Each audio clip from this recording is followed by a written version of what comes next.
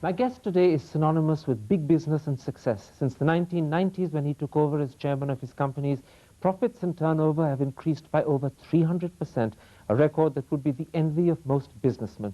But what is he himself like? What makes him tick? Well, let's see if he tells us as I introduce you to Ratan Tata. Welcome to the program. Thank you. You were born in British India at a time when most people didn't realize that perhaps independence was imminent. What sort of memories of childhood do you have of that period? Not very many. I recall some of the riots at the time of the independence movement. My family house was across the street from Azad Maidan, which was the scene of many meetings and many lathi charges. And I remember watching them from our balcony.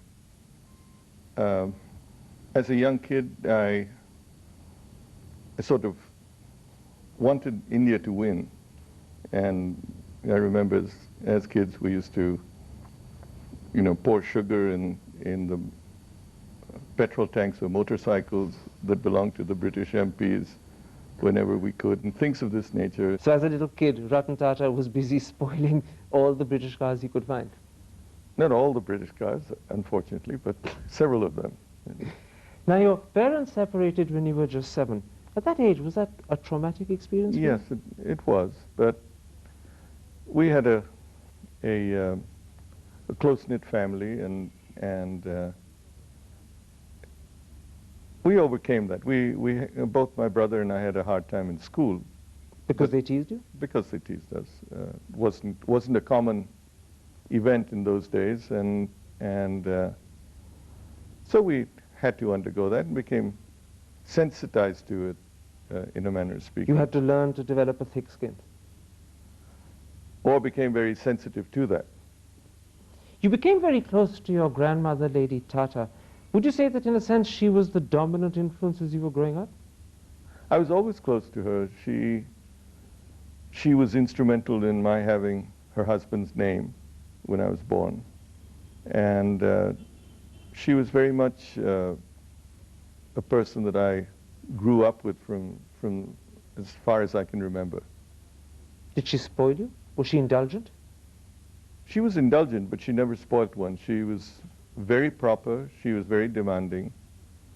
She had tremendous values and a tremendous sense of what was right or wrong.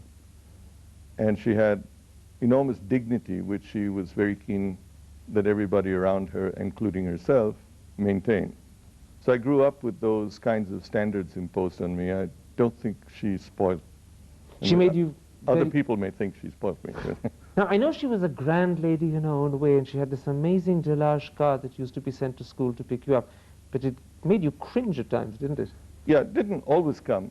It came from time to time, and yes, we did cringe. It was in a car where the driver sat in an open area, you sat in an enclosed area. It was high. It had huge wheels with tiny tires and spokes. And it was old-fashioned, even in those days. And whenever it came, I'd almost prefer not to be seen in it and would walk home. Those were days when I presume the Tatas lived in grand style. Were you also very close to the British, your grandmother? Yes, she was. She and Sir Ratan Tata were very close to Queen Mary and George V, King George V. And that was part of her life. It certainly wasn't part of mine. In your late teens, you left India and you went to Cornell. You did a degree in architecture and structural engineering. But it wasn't something that your father really wanted you to do, was it? My father wanted me to go to England. He wanted me to be a chartered accountant, as he had been. And I was the rebel who wanted to go to the United States, and I wanted to study architecture and engineering. So he didn't like it. Did you have a problem with him over this? No. He accepted your decision? Well, I did it anyway. What was Cornell like? I mean, you were a rich Indian, and suddenly you were in a big American university where the name Tata probably meant nothing. No, I was just one of 20,000 students. Believe me, in those days when when an Indian went abroad, the RBI gave you a very meager allowance. So I was not a rich Indian. I was a struggling student at that time, wondering whether I'd make it to the end of the month before my next check came.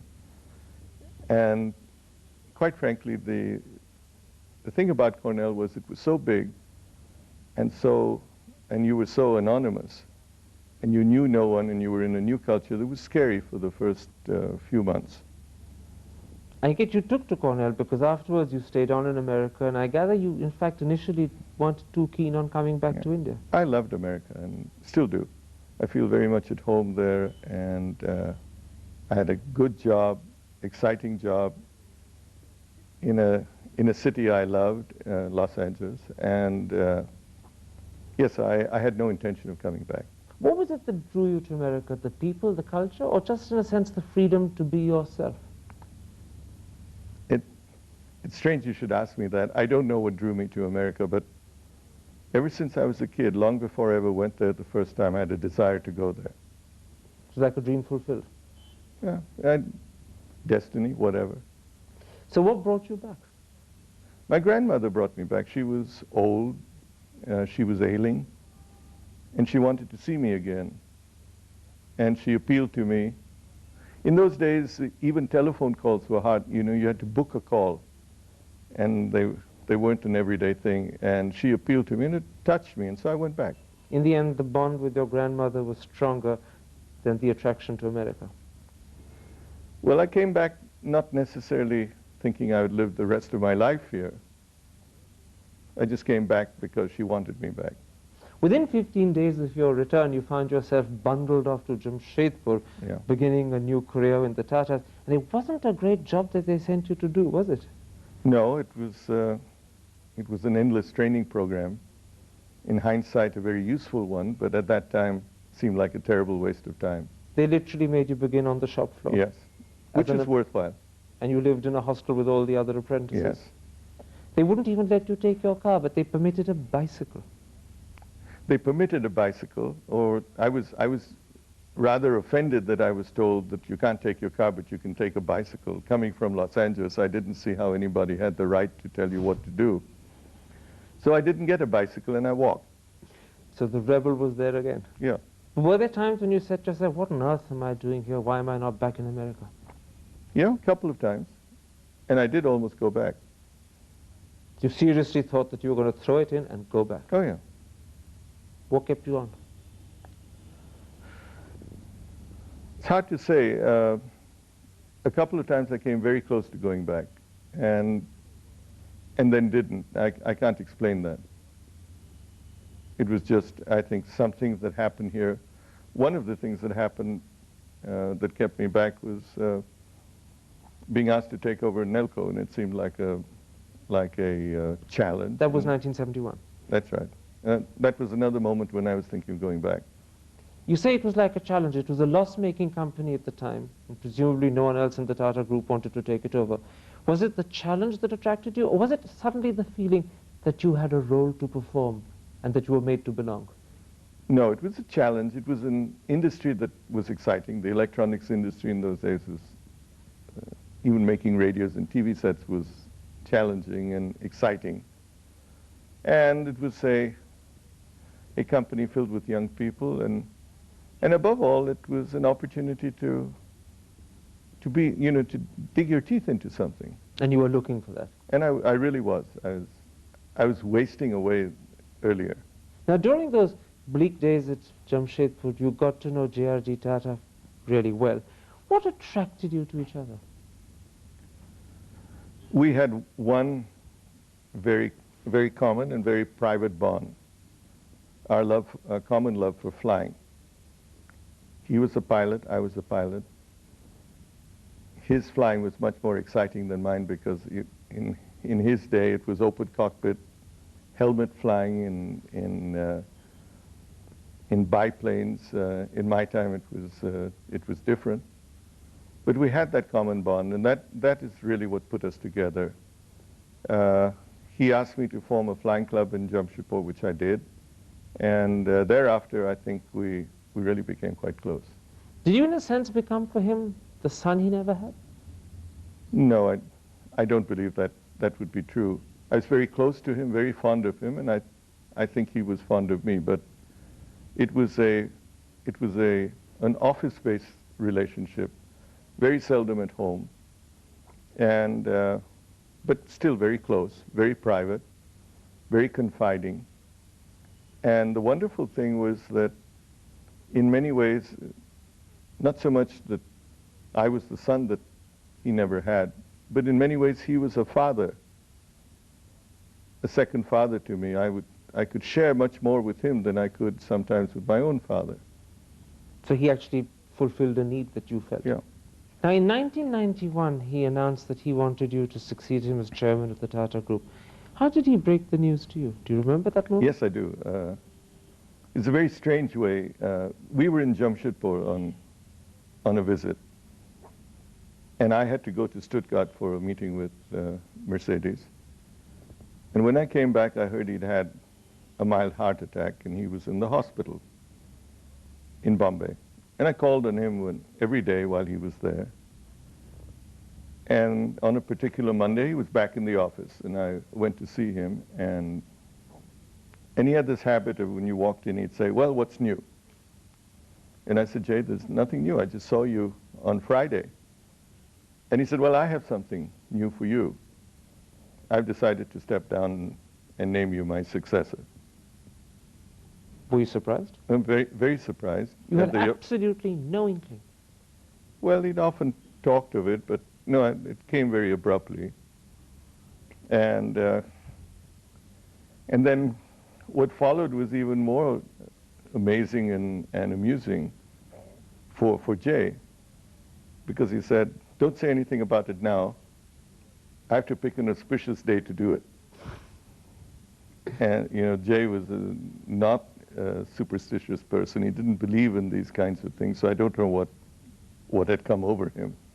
So we stayed quiet, and at an appropriate board meeting, he brought this up.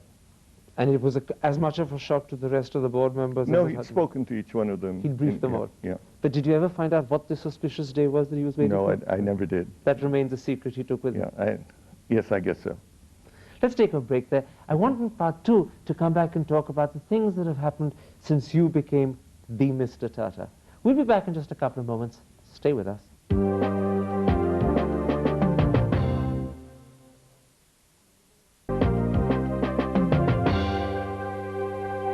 Welcome back. My guest is Ratan Tata.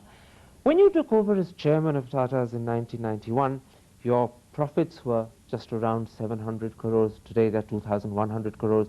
Your turnover was 11,000 crores. Today it's probably touching above 37,000 crores. Is that a source of pride and satisfaction, or do you see it simply as a stepping stone on an unfinished journey? I'd say it's a bit of both.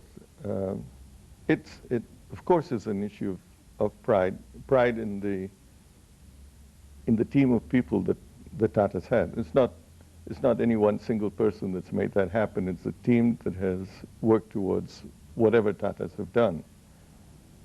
But it is an unfinished task on a road, a task that I think is a challenging one, because there's so much that is happening in the world around us. And whatever that growth may be, it's still a growth rate that one could seem a little dissatisfied with, or a little optimistic of bettering in the coming years. I suppose when you're a businessman, you can always earn more. There can always be better profits. Yes, not only that. There's so many new areas that are emerging, new technologies, new fields of endeavor. And the excitement of entering those fields and growing in them, growing well in them, and being deeply entrenched in them is an exciting task. You know, you talk about taking the company into new fields and take it into exciting tasks, and your colleagues say that perhaps the most important thing you did was to restructure the organization. It took you several years to do it, but were you doing it simply to assert the hold of the Tatas over what was then a loose confederal empire, or was it also to refocus, redirect, and give coherence? We needed refocusing, and we needed consolidation. And that task is not finished. In fact, I'd say it's barely started. Uh, we also needed to have the right to manage, if you might.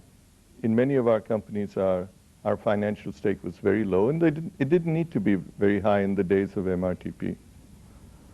But today, things are different, and I think my own personal feeling is that the right to manage comes with a reasonable stake in your company. And you have no right to, or one can argue that you have no right to manage if you have a 2 or 3% stake in a company that you run. So it's been a bit of both. We needed to consolidate our businesses and have focus. And we also needed to increase the stake in our company so that we were rightful managers and promoters of that company. It was both a moral as well as a practical thing to do. Yes. But it wasn't always easy, was it? Because there were people, they were called the titans, weren't they, in those days, who were either resistant or perhaps even in the case of Rusi Modi, defiant. Were they difficult to handle? They were older and more seasoned members of a management team that Jay had created over the years. All of them had made tremendous contributions to Indian industry. And they may have had difference of views from mine, and mine was not necessarily the right view. So, yes, there have been disagreements. That's good. There was a great deal of moderation arising out of the experience and the maturity of what they had to say. Of course, even afterwards, it wasn't always very easy. For instance, when you came up with the idea for a private airline in collaboration with Singapore Airlines, the market thought you had a winner, but for some reason or the other, it never really took off. Was it political obstruction that stopped you, or was it, in fact, the ambitions of rival businessmen that tripped you up? I think it was the latter, not the former. We went through 3 governments, different governments, who were, if you might, maneuvered to take the same view. Were you bitter when it fell apart? No, no. Or was it a setback? No, not at all. I don't think winning or losing a license is a setback or a reason to be despondent. Except that when you know you have a good idea and you know that the market believes you have a winning idea, then not to be able to follow it through must be at least disappointing. It's disappointing. Disappointing not that we didn't get it, disappointing that the system was maneuvered in a way that this could happen. They say that one of the problems perhaps the Tatas have in handling the Indian system is that you don't grease palms, that you don't facilitate. Is that often a burden and a problem, just as much as it's something to be proud of? I would like to say, first of all, that more than anything else, one is proud of that. Sometimes it is a problem. And the way I look at it and the way I speak to others is that I really would like to go to bed at night or wake up in the morning saying that we have not succumbed, and yet we've been successful. That is important to you, that when you put your head on your pillow, you can do it with your conscience clear. It's very important to me. But what do you say when critics turn around and say that this is also a reason why perhaps you don't grow as fast as you could? And it's a fair point. They may be right. But I would prefer to live with the knowledge I have of upholding the values that we have and that we've tried to uphold through these years, rather than say that I've grown at 3 times the rate that we have. Conscience before profit. Conscience before profit, perhaps, or profit in a particular way, in a particular form that you can live with, that you can be proud of. Let's talk a little about yourself. Yeah. Those who know you say that you're very private, you're reserved, perhaps even solitary. Is that so? Perhaps so, yes. Do you ever feel lonely as a result? Yes, sometimes. And do you welcome it? No, there are times that in a job like mine that you welcome being alone. You seldom have time by yourself. And there are times that you do feel lonely. I presume that's when the day is done and you go home and it's to an empty home. Sometimes. Unfortunately, I'm seldom home. But did you never think of getting married? Yes, I did, and came close several times. Can I ask what went wrong? Oh, different things went wrong at different times. Usually the pressure of work, the feeling that that domestic life was secondary to my work life was usually the reason that things didn't work out. Because you said to yourself, there's always time for this later on. Yes, yes. And today, when you suddenly discover that perhaps there hasn't been time, do you regret not having married? Oh, many times. Would you still consider getting married? Oh, of course. So you don't think that at 63 it's too late? I don't think it's too late to do anything. There's, if the right person were there and I had the right feelings, I would certainly do so. Now, you mentioned that one of your great hobbies is flying. Your friends say that you're also a great mimic. But that's not a solitary man's hobby, is it? It's almost a party game.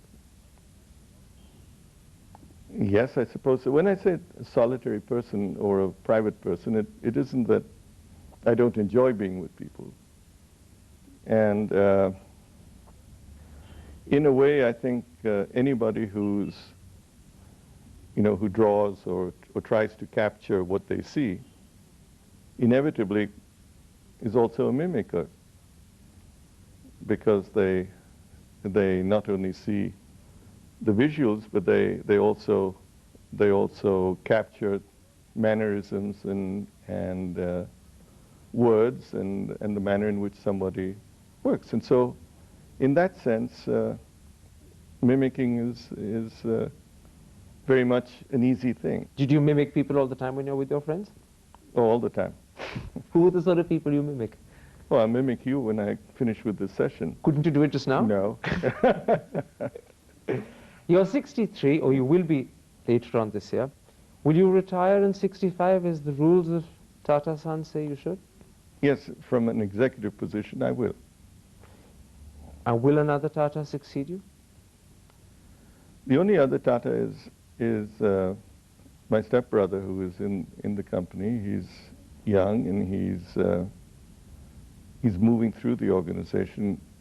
I would imagine at some stage or another there may be another Tata in the organization. Whether it'll be another Tata that succeeds me, I think, is for my colleagues to decide. Not something you're going to comment on? No. You won't do what JRD did, which is to nominate his successor and discuss it with the board, or at least indicate his preference? Well, I think a retiring chairman or CEO does have the responsibility to express his view, but the choice of a successor, I think, lies with the board. They're responsible for what happens, and it should not be that an outgoing person nominates or suggests his successor. Mr. Tata, for a wonderful interview. Thank you very much indeed. Thank you. Thank you, Ken.